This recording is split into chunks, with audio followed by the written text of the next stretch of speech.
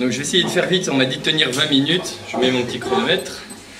Donc la mort, mon désespoir, j'imagine qu'à la lecture du sujet, bon, c'est moi qui l'ai écrit, mais que certains d'entre vous, au moins, sinon tous, ont dû se dire, voilà un sujet un peu bateau, un petit peu saugrenu, tant il appelle a priori, hein, après la première lecture, une réponse d'évidence, oui, la mort ne peut que susciter le désespoir, comment ne pas désespérer de mourir soi-même, de voir d'autres auxquels on est attaché mourir. Donc, à la limite, ce sujet semble ne pas relever de la discussion philosophique. Mais je pense qu'il faut dépasser l'effet de truisme qui est posé par le sujet, qui renvoie de la familiarité. Nous savons tous ce qu'est la mort, nous avons tous un rapport sans doute un peu pénible à ce thème. D'ailleurs, si j'en crois les confidences qu'on vient de me faire, c'est un sujet un peu lourd, hein, qui n'est pas facile. Donc, dépassons, je vous propose cette première impression d'évidence, du désespoir, pour essayer de questionner ce que ce désespoir peut renfermer, peut contenir.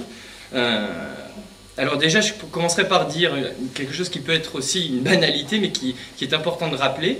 La mort concerne les hommes, mais pas que les hommes, à savoir que l'homme fait partie des vivants et donc des mortels. Il n'est pas plus mortel, ni moins que les lapins, que les papillons, que les laitues, il l'est tout autant, mais la différence, c'est que chez lui, la mort, c'est aussi, au-delà du fait biologique, c'est aussi un fait existentiel, dans la mesure où il est conscient de sa mortalité. Je pense que c'est la spécificité, et c'est ce qui fait précisément de la mort un thème philosophique et un thème de réflexion. Nous connaissons la mort comme un inéluctable, comme un événement inéluctable, bien que nous n'en connaissions pas les modalités ou les circonstances. On ne sait pas quand nous mourrons, en général, sauf quand on est dans le couloir de la mort et que la date est fixée. On ne sait pas comment, ni où, mais on sait que nous allons mourir, et ça nous réunit universellement. Nous sommes tous dans cette condition-là, du moment qu'on a assez de conscience. Alors voilà, nous sommes non seulement conscients que nous allons mourir, je suis conscient que je vais mourir, c'est la mort en première personne, comme dit Vladimir Jankélévitch, qu'il distingue de la mort en deuxième personne, la mort de l'autre, la mort du proche, dont nous sommes également conscients. Nous sommes également conscients de la mort de l'autre que de la nôtre. Je sais que les proches, les êtres qui me sont chers, auxquels je suis très attaché, sur lesquels peut-être le sens de mon existence me semble reposer parfois, eux aussi sont promis à une mort certaine, inéluctable. Et cette pensée-là, je parle pour moi, mais je pense que je ne suis pas le seul, elle m'a longtemps taraudé, elle a longtemps suscité chez moi un désespoir assez profond, assez massif. Donc c'est tout mon univers, le mien, le vôtre, qui semble en permanence menacé par une forme d'anéantissement, d'engloutissement dans le néant, dans la mort. Et voilà, et je dis bien en permanence parce que la mort, c'est pas uniquement une échéance unique et fatale un jour, c'est qu'elle peut nous frapper à chaque instant. Nous sommes sous l'empire d'une sorte d'épée de Damoclès qui, à chaque instant, on ne sait jamais quand. Je peux être foudroyé, j'espère pas, mais par un AVC là, immédiatement, ou une crise cardiaque, et voilà, à ce moment même mourir, et je ne vous le souhaite pas non plus, mais ça peut vous arriver aussi à cet instant. Donc en permanence, on n'est jamais à l'abri, il n'y a pas de refuge. Donc voilà, nous sommes des êtres en sursis. Nous sommes des êtres qui vivent dans une forme de sursis permanence, de sursis permanent, voilà. Je pense que le problème philosophique ne doit pas tant être de se borner à constater que la mort suscite de la souffrance ou du désespoir, parce que ça, je pense qu'on peut le constater, c'est ce que je me suis borné à faire jusqu'à présent. Le problème philosophique, il est plus de savoir, et c'est ce que je vous invite à faire dès maintenant, si, au fond, le désespoir est lié à la manière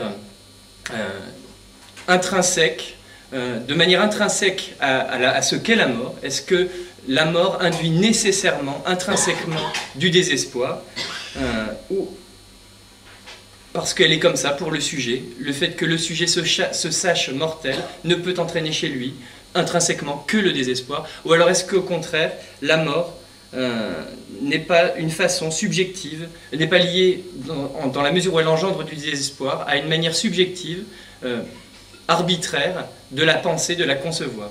Est-ce que donc on pourrait développer un autre rapport à la mort que celui qui entraîne du désespoir et qui fait le désespoir? Donc voilà. Je passe l'annonce du plan, je vais vite, hein, ça fait déjà presque 5 minutes.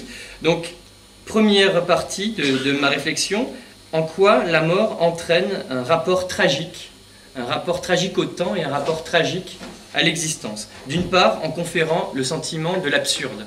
La mort semble, puisqu'on en est conscient et qu'on sait qu'on s'achemine vers elle, elle peut faire naître chez le sujet le sentiment que sa vie est privée de tout sens. Elle semble priver la vie de tout sens, projeter la vie dans le non-sens, dans la contingence. À quoi bon vivre, à quoi bon poursuivre ma route, puisque je sais qu'un jour, tout ça finira. À quoi bon créer, à quoi bon procréer, aimer, puisque toutes ces choses, tous ces êtres auxquels je ferai connaître des choses, seront eux-mêmes engloutis un jour ou l'autre dans ce néant. Donc l'absurde. Ensuite, deuxième figure du rapport tragique au temps induit par la mort, ça me semble être le déclin, qui, avant même que la mort ne soit là, nous frappe dans les ravages que le temps fait subir à notre corps ou à notre esprit, sous la forme du vieillissement du corps, de la maladie, de la perte d'intégrité physique, de la perte d'autonomie physique ou psychique. Je me rappelle mon grand-père, la dernière discussion que j'ai eue avec lui, il a 80 ans, et à chaque fois que je le vois, il me fait part de la souffrance qu'il a d'être le spectateur de sa propre déchéance, le fait qu'il cherche ses mots, par exemple, il le vit très mal, où il perd ses clés, il ne sait plus du tout où il les a posées, alors qu'il dit avoir vécu avec une mémoire prodigieuse, donc il assiste à son déclin. Et ça, c'est le signe que la mort est proche, ou qu'en tout cas elle est présente. Troisième figure, je pense, du rapport tragique au temps et à l'existence induite par la mort, c'est la perte. En effet, avant même de mourir, notre parcours de vie est jalonné de pertes, d'objets signifiants. Nous perdons des choses, nous perdons des choses auxquelles nous tenons, des êtres auxquels nous étions attachés, sous la forme de décès de proches, de rupture amoureuse, de perte d'intégrité physique. J'ai un accident de voiture, mon genou ne fonctionne plus, donc je ne peux plus faire certaines choses. Je peux perdre mon statut social. Donc nous perdons des choses. Et toutes ces pertes d'objets d'attachement, d'objets signifiants, sont comme des préfigurations de ce que sera la mort un jour, dans la mesure où elle nous arrache quelque chose de central. Et elle nous rappelle, tous ces avatars de la perte sont en réalité des manifestations préfigurative de la mort qui nous rappelle à notre statut de mortel. Tout ce que nous sommes finalement disparaît. Donc devant cette... j'ai pris trois points, je pense que c'est ces 3 points importants, il y en aurait d'autres. En tout cas, ces 3 points suffisent à dessiner une forme d'angoisse. On comprend bien que l'homme conçoive une forme d'angoisse, une angoisse primitive, une angoisse pulsionnelle à la mort. Et donc, psychiquement, ça se traduit par du désespoir, par la perte de toute attente. Ça peut entraîner cette forme de prostration. Pour conjurer cette angoisse, pour conjurer cette peur, cette difficulté, ce mal de vivre, ce mal-être face à ce thème très lourd, très dur, qui est sa conscience d'être exposé à la mort, l'homme a créé des parades. Les hommes ont inventé des défenses, des mécanismes de défense pour supporter le poids de cette conscience funeste et tragique. Alors, première parade, j'en ai 3, je parlerai que deux d'entre elles. Première parade, le divertissement. C'est Pascal, dans Les Pensées, je vous montre le livre, qui développe ce thème.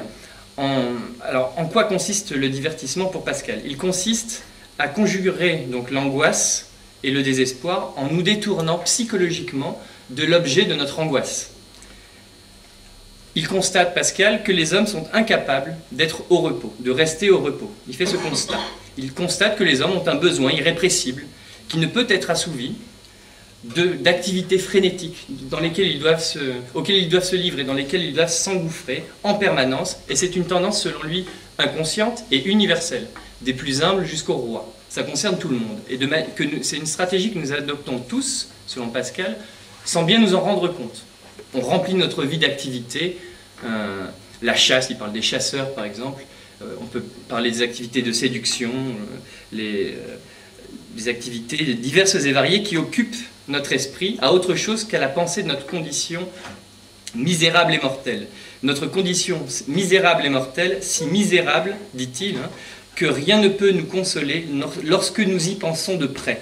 Pensée 205. Donc il ne faut pas que nous pensions de près à notre condition misérable et mortelle. C'est pourquoi nous adoptons des activités qui nous en détournent. C'est le divertissement, ça vient de diversus, du latin diversus, qui détourne. Donc nous avons besoin de nous agiter en vue de buts futiles. Et ces buts futiles sont infinis.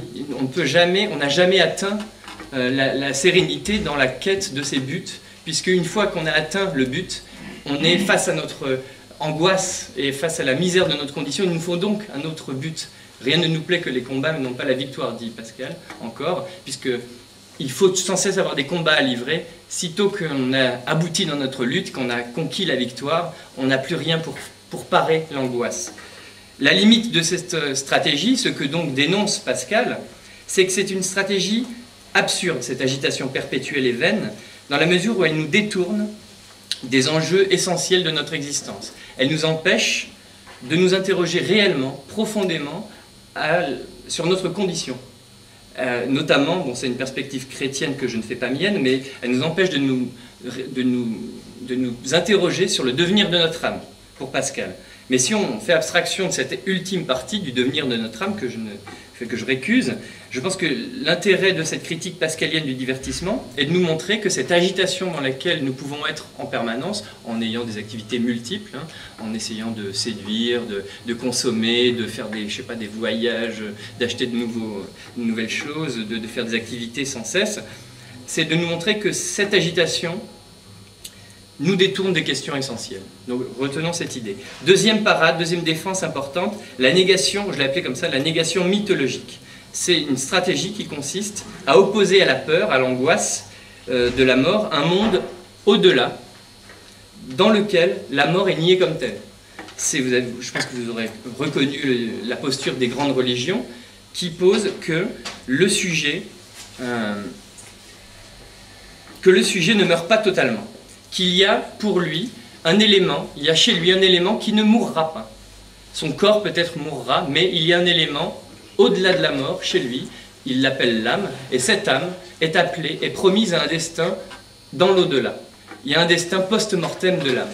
Et ce destin, puisqu'il existe, libère de l'angoisse de la mort, a priori on va dire en tout cas, et il console de l'angoisse que nous avons d'être anéantis. Nous ne serons pas anéantis, nous disent les religions, il demeure quelque chose du sujet après la mort. Seulement, et c'est là que c'est problématique, les religions procèdent à une forme de, passez-moi le terme, hein, de chantage métaphysique, de raquette métaphysique. Il y a une violence, dans la mesure où elle nous soulage du désespoir de l'anéantissement, mais en nous réclamant une soumission à une morale austère qui passe par le renoncement à des plaisirs terrestres, aux plaisirs du corps. Et ces plaisirs, le renoncement à ces plaisirs, le renoncement au corps en tant qu'il est désirant, pourvoyeur de désirs, est une condition pour accéder à la partie glorieuse de l'éternité.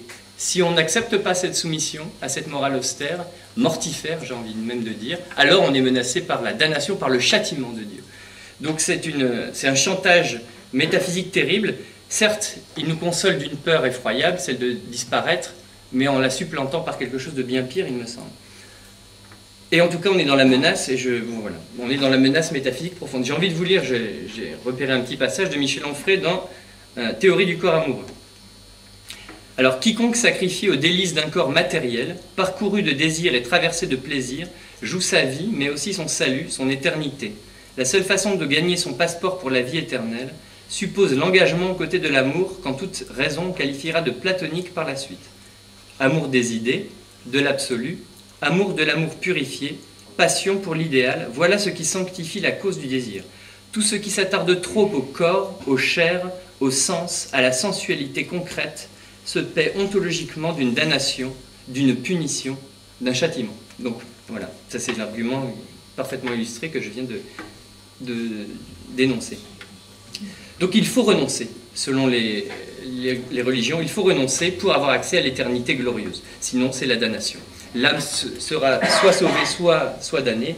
Pour qu'elle soit sauvée, il faut accepter ce renoncement terrible. Alors, d'une part, on remplace une peur par une autre plus grande, la peur du châtiment de Dieu. D'autre part, on mutile une vie réelle, et c'est un deuxième écueil de cette stratégie de la négation mythologique, que vous avez compris, je vous encourage à dépasser ou à abandonner. On mutile une vie réelle, la vie ici-bas, au nom d'une vie hypothétique, sans doute fictive, je pense moi qu'elle est fictive, chacun peut penser ce qu'il veut sur ce thème, mais au nom d'une fiction, de quelque chose dont on n'a aucunement la preuve, on nous invite à nous mutiler notre vie, dont on sait qu'elle existe par contre, elle, celle-ci. Et ensuite, elle est suspecte, cette stratégie de négation mythologique, et là je renvoie à Feuerbach et à Freud, hein, elle est suspecte de ne relever que d'un mécanisme de projection de nos propres désirs dans l'univers, dans la mesure où l'aspect positif de la promesse des religions, lorsque l'âme est sauvée et qu'elle accède à l'éternité, qu'elle ne meurt pas et qu'elle retrouve les êtres chers dans l'éternité, cette partie-là, elle correspond trop à ce que les hommes veulent vraiment au fond d'eux-mêmes pour ne pas être suspecte précisément d'être la projection de ce que les hommes veulent dans le monde. En tout cas, moi, c'est un des arguments que j'ai toujours eu et qui m'ont toujours amené à l'athéisme. Voilà. Je passe.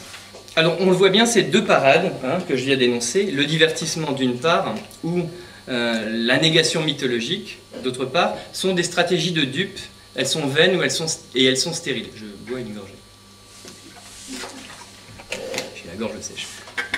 Alors, les unes nous détournent des questions fondamentales, c'est le divertissement. Les autres sont mutilantes pour la vie que nous menons, ou illusoires. C'est la négation mythologique des religions.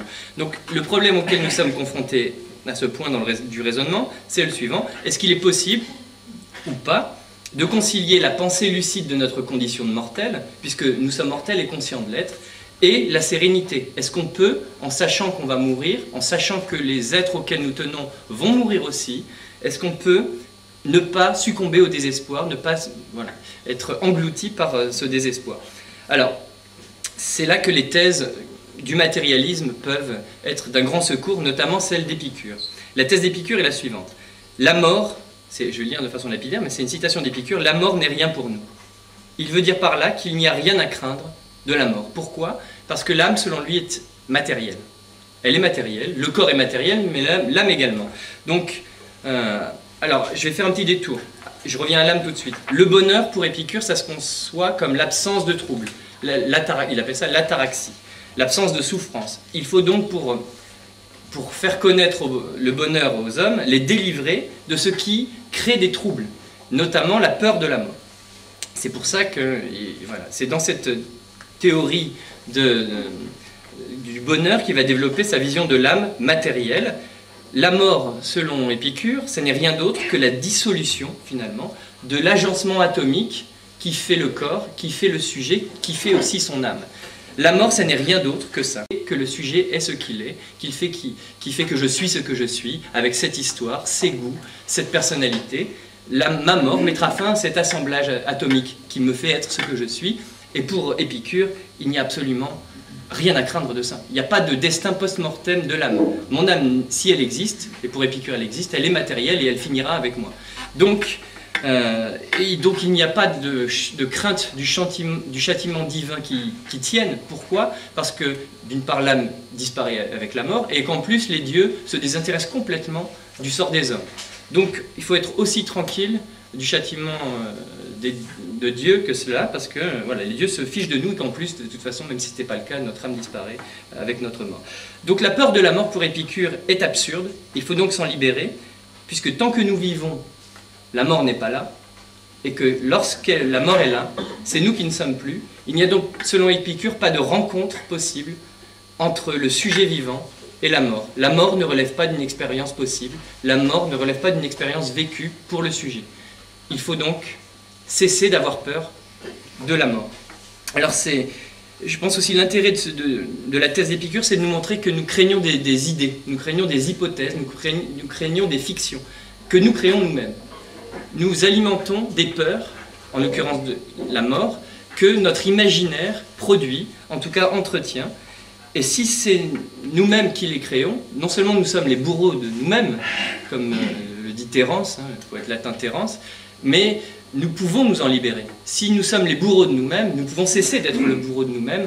Comment? En nous déconditionnant, en pensant autrement le fait que nous allons mourir. Certes, nous sommes conscients que nous allons mourir, nous savons, je sais que je vais mourir, mais ce que je fais de cette pensée-là, je peux en décider. je peux avoir une pensée anxiogène sur cette certitude que j'ai que je vais mourir, mais je peux aussi apprendre à penser autrement cette question. Je peux en faire autre chose que quelque chose d'angoissant. Et je peux en tout cas m'efforcer de ne pas gâcher mon existence avec des peurs artificielles. Et ne pas travailler, cesser de travailler à ma propre souffrance. Et cesser d'être finalement le bourreau de soi-même. Pour reprendre encore une fois l'expression de Thérence. Alors, je vois que le temps tourne, je me dépêche, parce que Élie, je sens qu'il doit être en train de regarder sa montre. L'objection, je pense qu'on peut faire à Épicure, parce que le raisonnement paraît vraiment imparable. Effectivement, il n'y a pas de rencontre entre le sujet et la mort si on pense que l'âme est dissoute avec la mort. C'est un raisonnement absolument imparable, mais dit Yankelevitch, pour la mort en première personne. C'est un raisonnement qui est impuissant à soulager de l'angoisse de la mort en deuxième personne. Pour le « je vais mourir », ça marche très bien. Pour le « tu vas mourir », ça ne marche pas du tout. Parce que on aura beau lire Épicure, on ne pourra pas ne pas être saisi d'un sentiment de scandale devant la perte d'un être qui nous apparaît comme irremplaçable et unique lorsqu'il nous quitte parce qu'il meurt. Et je pense que l'argument d'Épicure, pour imparable qu'il soit, est impuissant à nous guérir de ce trouble-là, de l'expérience de la perte d'un être cher, du deuil, qu'on a sans doute tous ici connu. Voilà. Donc la mort en deuxième personne, c'est vraiment, en tout cas je parle pour moi, mais je pense que c'est vraiment ce par quoi nous entrons en contact avec la mort de notre vivant. Et dit Yankelevitch, rien ne s'oppose à ce que ma conscience soit témoin de la mort, dès l'instant que mort et conscience sont répartis sur deux têtes. Donc voilà, la mort de l'être aimé ou d'un être aimé, d'un être proche, vraiment nous confronte de notre vivant à l'irréversibilité de la mort, à sa dimension tragique, à ce qu'elle a d'arrachement définitif et irrémédiable. Lorsque je perds quelqu'un à qui je suis très attaché, et plus je suis proche de cette personne et plus c'est vrai, je suis face à un jamais plus radical, qui est la marque essentielle de la mort. Jamais plus, je ne verrai son visage, jamais plus je ne pourrai lui parler, jamais plus je ne le prendrai dans mes bras, jamais plus, etc. Donc la mort ne me retire pas lorsqu'elle me retire un être proche, la mort en deuxième personne, je parle toujours de ça, ne me retire pas simplement un être, elle ne retire pas simplement un être à mon univers, c'est toute une partie de moi qu'elle m'arrache et sans laquelle elle me contraint à apprendre à vivre. C'est une véritable amputation de ma personne qu'elle m'impose et à laquelle elle me condamne. Et ça va nécessiter un apprentissage douloureux par lequel je vais apprendre à détisser petit à petit les liens qui me relient au défunt. Et c'est un travail qui peut être très très doux, très très difficile. Alors au-delà du scandale que l'on ressent dans ce genre de circonstances, qu'on peut ressentir, de la perte d'un être irremplaçable, unique, au-delà de ce sentiment, de cette douleur réelle que nous inspire donc la mort en deuxième personne, la mort d'un être cher, cette expérience peut renfermer peut-être une leçon de vie. J'ai essayé d'y trouver quelque chose de positif, en tout cas pourvoyeur de leçons. C'est le fait, je pense, c'est l'effet d'éveil. Ça peut nous produire un effet d'éveil, nous faire prendre conscience par la confrontation intime avec la mort, dans ce qu'elle a de tragique et d'irréversible, que finalement nous sommes, bien que mortels, nous sommes vivants. Je suis mortel, ça ne veut pas dire que je suis mourant, ça ne veut pas non plus dire, et encore moins d'ailleurs que je suis mort, je suis mortel donc, et je dispose d'un temps qui est certes fini, mais qui existe, et ce temps, je peux l'organiser, je peux lui donner un sens, et il faut même peut-être que je lui donne un sens, et ça me donne l'occasion, cette mort en deuxième personne, la mort d'un proche qui m'affecte énormément, qui me plonge dans des tourments et dans peut-être le désespoir, ça me donne l'occasion de me recentrer sur des projets que j'avais peut-être laissés sous silence, et qui va sans doute être temps de remettre au goût du jour pour donner un sens à mon existence. Cette expérience va être l'occasion d'un recentrage. Donc je terminerai cette introduction en disant que la pensée de la vie et la pensée de la mort ne sont pas antithétiques, elles ne sont pas, exclusives, elles sont au contraire complémentaires, dans la mesure où la vie donne à la pensée de la mort son caractère tragique, certes, mais en contrepartie, la mort donne à la pensée de la vie son caractère précieux. C'est par la mort qu'on prend conscience du caractère précieux de l'existence. Et que toute vie humaine, en tout cas pleinement vécue, qui vaut la peine d'être vécue, suppose, je pense, la conscience assumée de la mort. dans la sérénité, dans une forme de sérénité, en tout cas dans une tentative de sérénité. Et que vouloir au contraire fuir toute pensée de la mort ou tout risque de mort pour ne pas se confronter à l'angoisse que ça peut susciter, c'est, je pense, trouver refuge artificiellement et de façon stérile dans une existence frileuse, une existence étriquée, une existence qui n'est qu'illusoire. Et je termine vraiment là-dessus, je dirais que la vie n'a de sens que parce qu'on n'a pas un temps infini, justement. Elle n'a de sens que parce qu'on a un temps qui est limité, on ne sait pas combien de temps, mais on sait qu'il est limité, ça on le sait, et donc il faut l'organiser, il faut le tourner vers l'action et lui donner un sens.